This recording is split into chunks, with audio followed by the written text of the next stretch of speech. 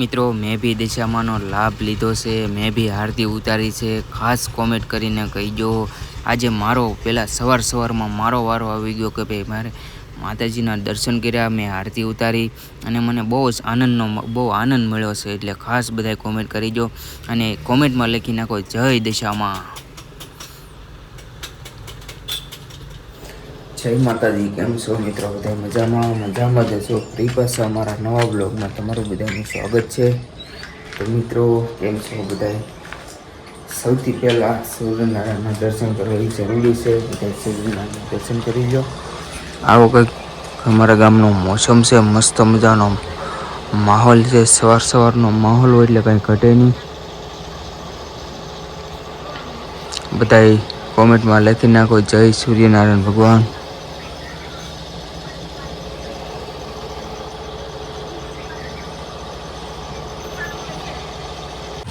દિશામાંનો પહેલો દિવસ છે એટલે અમારે આરતીનો સમય થઈ ગયો છે. ખાસ હું તમને દિશામાંની જે મુંગટ આવે એ હું બતાવું તમને કઈ રીતે બનાવ્યો છે.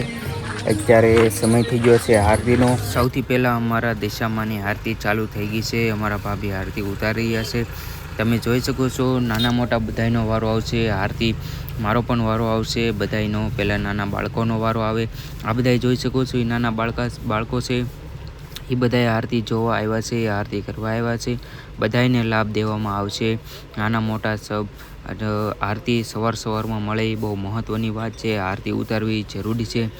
દશામાની જે 9 દિવસ 10 દિવસની જે બેઠક હોય એની 10 દિવસ આપણે આરતી પૂજા જે કંઈ કરવું એ બધું આપણી ફરજ છે. જે કોઈ બધાએ રહેતા હોય એ બધાએ કરજો. ખાસ કોમેન્ટ કરી દેજો તમારા ઘરે કેવું છે. આવો મુંગટ તમે તમારા ઘરે બનાવ્યો છે કે નથી બેહાડ્યો, અને આવો તમે દિશામાં તમારા ઘરે બેહાડ્યા છે કે નથી બેહાડ્યા એ પણ જરી કોમેન્ટ કરી દેજો. તો કન્ટિન્યુ અમારા વિડીયોમાં બના રહેજો.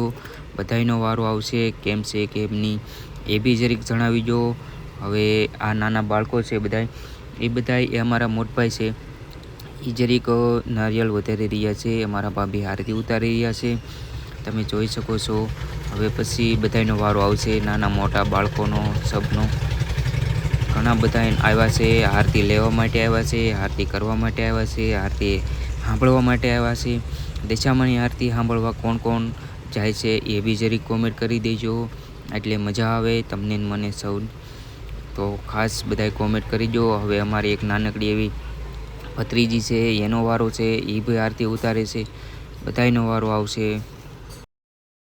દશામાની આરતી કરવી એ બહુ મહત્ત્વની વાત છે. દશામાં 10 દિવસ આપણા ઘરે આવ્યા છે તો આપણે એની પૂજા કરવી પડે, એનું ધ્યાન રાખવું પડે. 10 દિવસ સુધી એની વાર રહેવા પડે, બધી વસ્તુ કરવી પડે. પણ ખાસ આપણે એનું જે બેઠક છે એનું બેઠકનું ખાસ ધ્યાન રાખવું પડે. અને 10 દિવસ બાદ તમે ક્યાં મૂર્તિને પધરાવા જાઓ છો, શું કરો છો એ બી જરીક કોમેન્ટ કરી દેજો. સૌથી પહેલી આપણે મૂર્તિ છે દશામાની, એ મૂર્તિને આપણે પાણીમાં ન પધરાવી એવું શાસ્ત્રોમાં લખેલું છે, એવું મારું કહેવું છે. એને રખડતી મેકવી, જંગલમાં મેકવી એવું બધું કરવું, ખાસ પાણીમાં ન મેકવી એટલી મારી નમ્ર અપીલ છે. ખાસ એટલું કરજો. શાસ્ત્રો મારું ખોટું લાગે તો શાસ્ત્રો જોઈ લેજો એકદમ કેમ છે કેમ નહીં, તો તમને મને બધાને ખ્યાલ આવશે.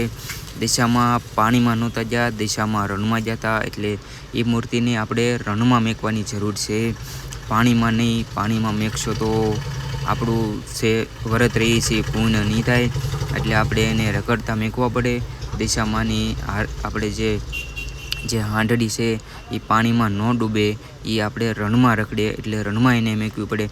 રણ ન હોય તો ખાલી જગ્યા હોય, ખાલું પડતર પડ્યું હોય એમાં પણ તમે મેકી શકો છો. રણમાં મેકવાની જરૂર નથી. ખાસ તમે કાંઈ પડતર પડ્યું હોય તો એમાં પણ મેકી જો, એટલે જેથી કરીને દિશામાં રણમાં ગયા હતા, પાણીમાં નહોતા ગયા એટલું મારું કહેવું છે.